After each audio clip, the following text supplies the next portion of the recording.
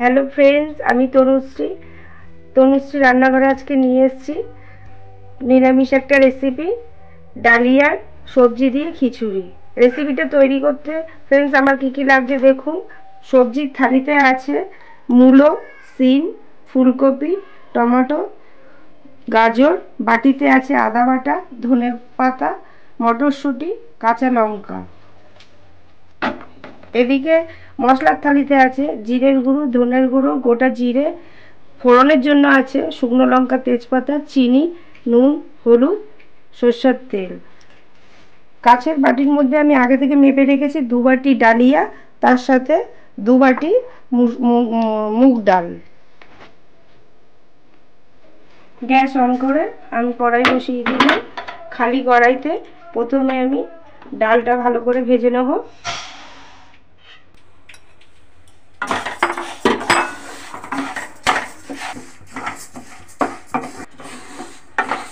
ডালটা নাড়াচাড়া দিয়ে আমার ভালো করে লাল লাল করে ভাজা হয়ে গেছে। এবার আমি ডালটাকে নামিয়ে নেব। প্রথমে এর ওপর বসিয়ে দিয়ে এবার আমি ডালিয়াটাকে ঢেলে দেবো। ডালিয়াটাকে একটু নাড়াচাড়া দিয়ে ভালো করে একটু ভেজে নেব।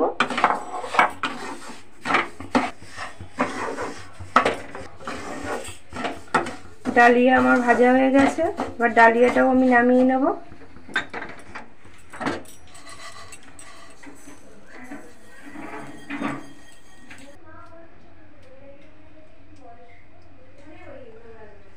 এবার প্রেসার কুকারটা বসাবো ডালিয়াটা সেদ্ধ করার জন্য। ডালিয়া দিয়ে দেবো, ভাজা ডালিয়াটা। আমি 2 বাটি ডালিয়া দিয়েছি, তাই 4 বাটি আমি জল দেবো।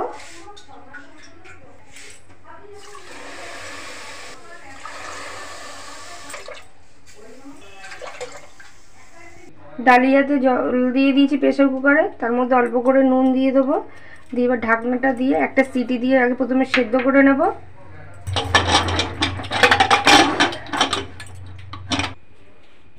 কড়াইতে এবার আমি ভাজার জন্য প্রথমে তেল দিয়ে নেব। এবারে আমি প্রথমে ফুলকপিটা একটু লাল লাল করে ভেজে নেব।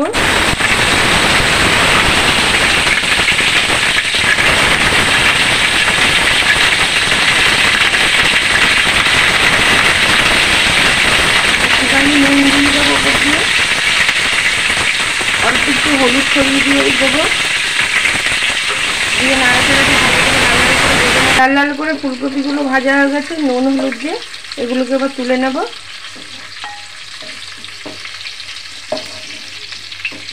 ফুলকপি ভাজা গরম তেলের মধ্যে এরপরে আমি সিমগুলোকে দিয়ে দেবো।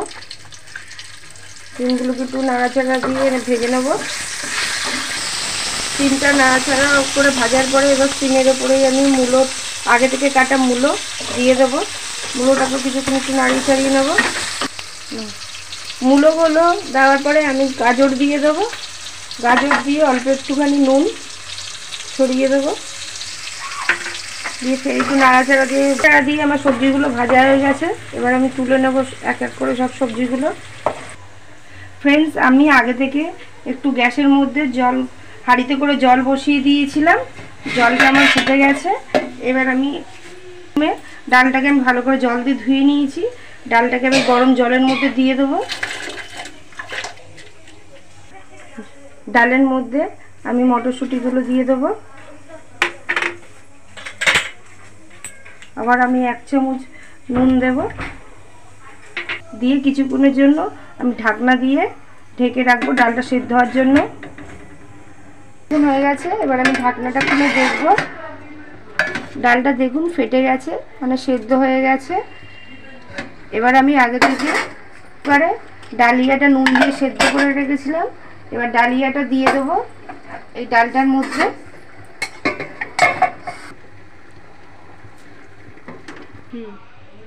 ডাল সেদ্ধর মধ্যে আমি ডালিয়া সেদ্ধটা দিয়ে দিয়েছি, দিয়ে ভালো করে নাড়িয়ে নিয়েছি। এবার আমি একটা একটা করে সব ফোড়নগুলো দিয়ে নেব।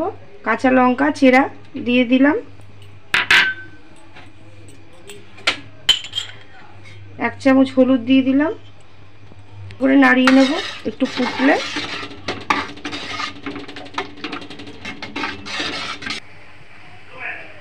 ফ্রেন্ডস, আমি আগে থেকে সিম, মূলো, আর গাজর ভেজে রেখেছি, এটাকেও দিয়ে দেবো। দিয়ে কিছুক্ষণ ঢাকা দিয়ে রাখবো ফোটার জন্য। আর খিচুড়িটা ফুটতে শুরু করেছে। এবার আমি আগে থেকে আদা বাটা করে রেখেছি সেটা দিয়ে দেবো। কুচানো টমেটো দিয়ে দেবো। 1 চামচ জিরের গুঁড়ো দিয়ে দেবো।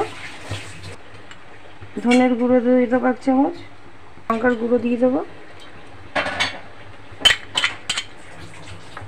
নাড়িয়ে চাড়িয়ে ভালো করে মিশিয়ে নেবো মশলাটা দিয়ে খিচুড়িটাকে।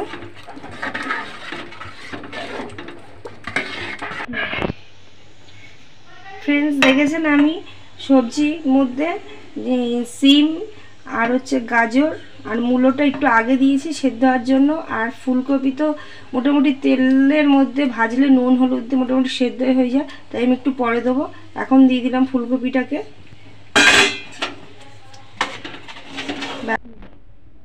মোটামুটি খিচুড়ি তৈরি হয়ে এসছে। এবার শুধু ফোড়নটা দেবো। হাঁড়িটা নামিয়ে আমি ফোড়ন দেওয়ার জন্য আমি কড়াই বসিয়ে দিয়েছি। আমি আগে এই কড়াইটার মধ্যে সবজি ভেজেছি, তাই ওর মধ্যে একটুখানি তেল আছে। তার মধ্যে আমি আরেকটু আবার তেল দিয়ে দেবো ফোড়ন দেওয়ার জন্য। তেলটা গরম হলেই ফোড়নটা দেবো। তেল গরম হয়ে গেছে। এবার আমি তেলের মধ্যে ফোড়ন দিয়ে দেবো একটা একটা করে। সব শুকনো লঙ্কাগুলো ফাটিয়ে দিয়ে দিলাম তেলের মধ্যে। গোটা জিরে দিয়ে দিলাম।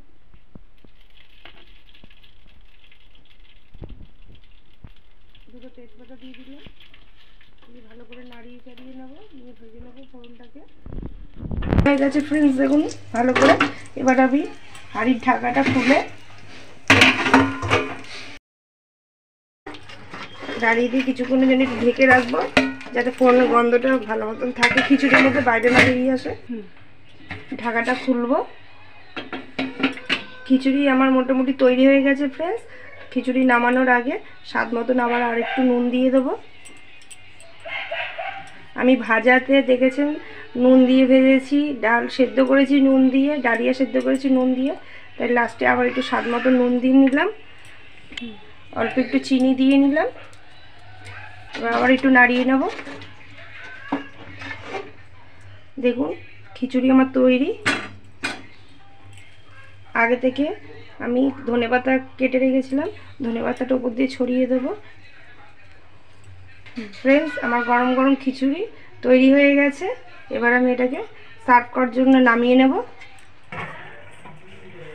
ফ্রেন্ডস এই ঠান্ডা পড়ছে, ঠান্ডার দিনে নিরামিষ যদি কোনো রান্না হয় তার মধ্যে এরকম নিরামিষ ডালিয়ার সবজির খিচুড়ি করে দেখবেন, খুব ভালো লাগবে।